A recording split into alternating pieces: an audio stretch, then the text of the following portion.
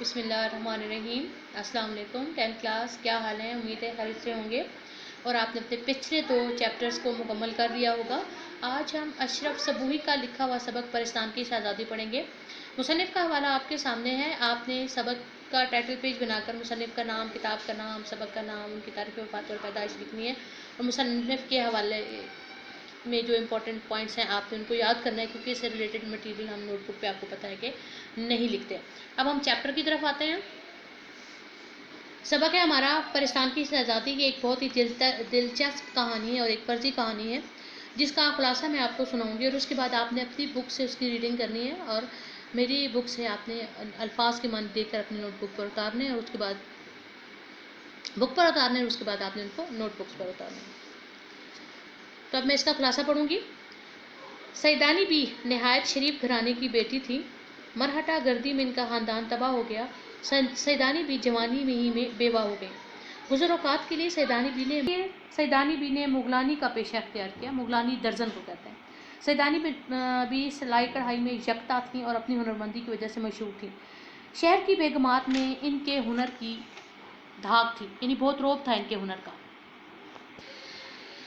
नवाब आज़मुद्दौला बहादुर की इकलौती बेटी के ब्याह की तैयारियां अरूज पर थीं और सैदानी बी को दिन रात काम करना पड़ता था।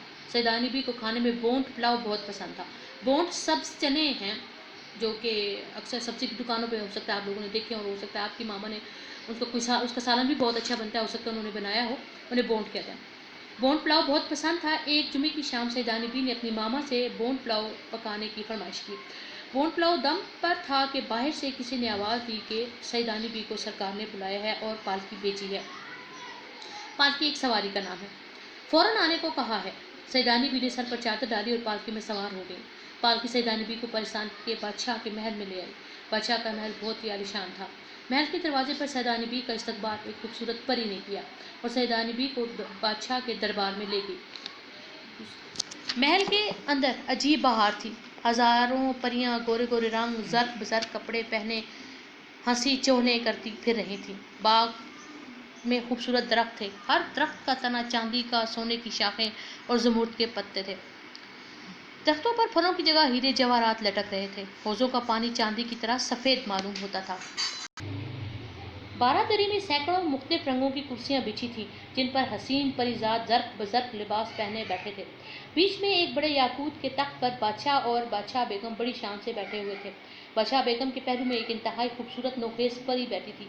बादशाह और बादशाह बेगम ने सैदानी का बड़े एहतराम से इस्तकबाल किया और बैठने के लिए कुर्सी पेश की। सैदानी बी के सामने खानों के खुआन रखे गए। खुआनों में एक एक बालिश के पौधे फलों और फूलों से लदे हुए थे। सैदानी भी जिस खाने का दिल में ख्याल करके कोई फल तोड़ती और मुंह में रखती, उसी खाने का जायका आने लगता। सैदानी बी ने सैर होकर खाना खाया। खाने के बाद सैदानी बी के सामने शहजादी के कपड़ों के थान लाए गए। कपड़े इंतहाई खूबसूरत थे। ने सैदानी बी से कहा कि वो अपनी कारीगरी के जौहर दिखाए और इनको खूबसूरती से टांगे।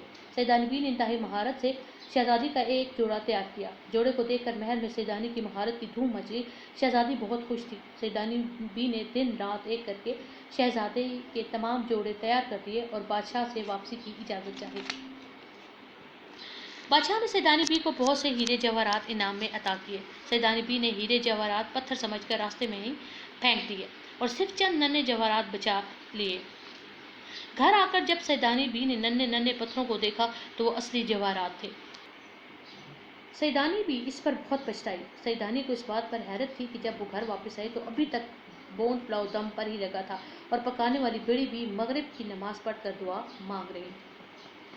जिस किताब से ये सबक लिया गया है उसका नाम है आपका दिल्ली की चंद अजीब हस्तियाँ। अब आपने 10th क्लास चैप्टर को अच्छी तरह से पढ़ना है। इसके अल्फाज मानी बुक पर भी नोट करने हैं और नोटबुक पर भी, और लिखते वक्त आपने अपनी लिखाई पे खुसूसी तवज्जो देनी है।